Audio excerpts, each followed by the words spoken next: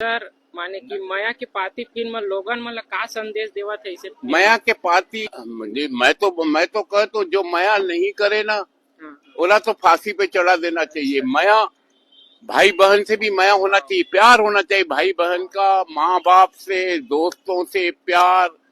वो कोई मया खराब नहीं होता है, मया बहुत अच्छा शब्द है। प्यार ही तो जिंदगी में चलाते। वो लड़का जो माँ से प्यार नहीं करता, मया नहीं करता, उसका ओला तो गोली से मार देना चाहिए। जो बहनी से प्यार नहीं करता ओला गोली से मारना। प्यार तो सर आप मतलब कैसे लगा था वो फिल्म कैसे लगे? फिल्म तो बढ़िया है। इंग्लिश में बोलते लव लेटर, हिंदी में बोलते प्रेम पत्र। और हमारे प्रोड्यूसर डायरेक्टर ने छत्तीसगढ़ के माटी के खुशबू के नाम लाए हुए। हाँ, मया के पाती, मया के पाती, मया की चिट्ठी। ये भाई बहनी कतका मया मया से बहन राखी बांधते, हाँ सर, आशीर्वाद देते ना।